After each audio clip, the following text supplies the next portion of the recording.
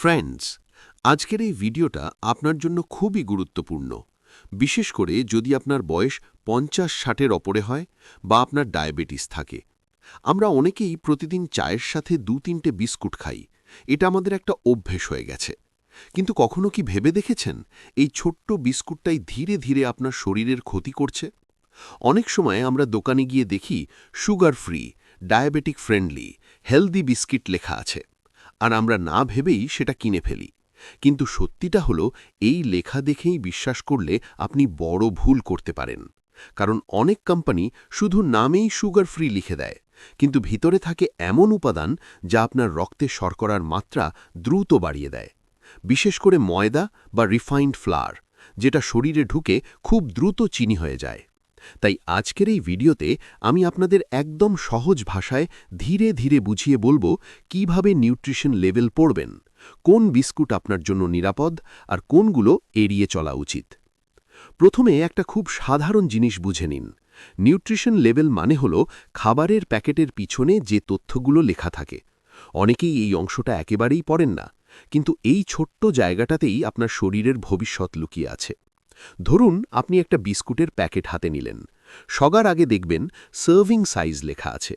এর মানে হলো একবারে কতটা খেলে সেই অনুযায়ী ক্যালোরি ও অন্যান্য উপাদান হিসাব করা হয়েছে। অনেক সময় লেখা থাকে 2টো বিস্কুট = 100 ক্যালোরিজ। এখন যদি আপনি 6টা বিস্কুট খান, তাহলে কিন্তু আপনি 300 ক্যালোরি নিচ্ছেন, যেটা আপনার শরীরের জন্য অনেক বেশি হয়ে যেতে পারে। তাই সবসময় মনে রাখবেন, আপনি যতটা খাচ্ছেন সেই অনুযায়ী হিসাবটা করবেন। এরপর আসে সবচেয়ে গুরুত্বপূর্ণ অংশ, টোটাল কার্বোহাইড্রেটস। ডায়াবেটিকদের জন্য এটা বোঝা খুব জরুরি, কারণ কার্বোহাইড্রেটই শরীরে গিয়ে গ্লুকোজে পরিণত হয়, মানে রক্তে চিনি বাড়ায়। যদি দেখেন প্রতি সার্ভিংয়ে ২০ গ্রামের বেশি কার্বোহাইড্রেট আছে, তাহলে সেটা আপনার জন্য ঝুঁকিপূর্ণ হতে পারে। সহজভাবে বললে, যত কম কার্বোহাইড্রেট তত ভালো। কিন্তু শুধু এটুকু দেখলেই হবে না, আপনাকে আরও একটা জিনিস দেখতে হবে, অ্যাডেড সুগার। এখানে যদি sugar, glucose, corn syrup, maltose বা এরকম কোনো নাম দেখতে পান, তাহলে বুঝবেন এই বিস্কুট আপনার জন্য নিরাপদ নয়। অনেক সময় নো অ্যাডেড সুগার লেখা থাকলেও ভেতরে অন্য ধরনের মিষ্টি উপাদান থাকে, যেগুলো শরীরে গিয়ে একই কাজ করে। এবার আসি ফাইবার বা আঁশের কথায়। এটা আপনার শরীরের সবচেয়ে ভালো বন্ধু। ফাইবার যত বেশি থাকবে, তত ধীরে আপনার রক্তে চিনি বাড়বে, ফলে হঠাৎ করে সুগার বাড়ার ঝুঁকি কমে যায়।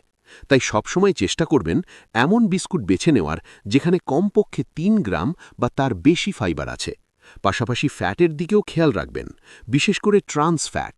যদি প্যাকেটে ট্রান্স ফ্যাট লেখা থাকে, তাহলে সেটা একেবারেই এড়িয়ে চলবেন, কারণ এটা আপনার হার্টের জন্য খুবই ক্ষতিকর। এখন প্রশ্ন হলো, তাহলে কোন বিস্কুট খাবেন?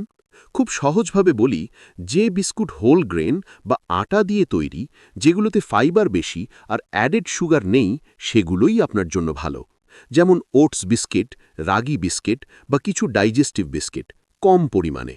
কিন্তু মনে রাখবেন, ডাইজেস্টিভ লেখা মানেই সবসময় স্বাস্থ্যকর নয়, তাই লেবেল অবশ্যই দেখে নেবেন। আর যেগুলো একেবারেই খাবেন না, সেগুলো হলো ক্রিম বিস্কিট, চকলেট বিস্কিট, ময়দা বিস্কিট, কারণ এগুলোতে চিনি ও খারাপ কার্বোহাইড্রেট অনেক বেশি থাকে।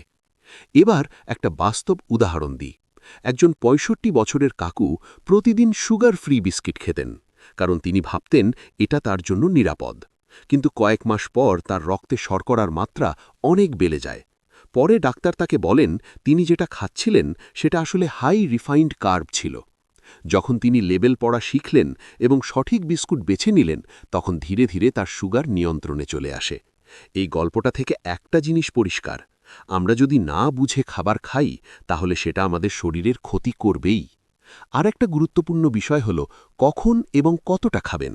আপনি যদি ভালো বিস্কুটও খান, কিন্তু বেশি খান, তাহলেও সেটা সমস্যা তৈরি করবে। তাই দিনে ২-৩টের বেশি বিস্কুট না খাওয়াই ভালো।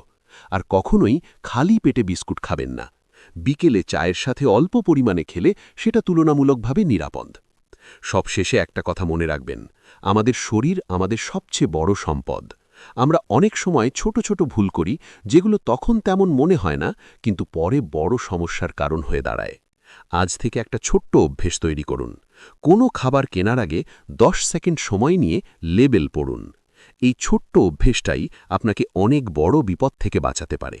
আপনি যদি সচেতন হন তাহলে আপনার পরিবারও সচেতন হবে। তাই নিজের জন্য, নিজের প্রিয় মানুষের জন্য আজ থেকেই সঠিক খাবার বেছে নিন।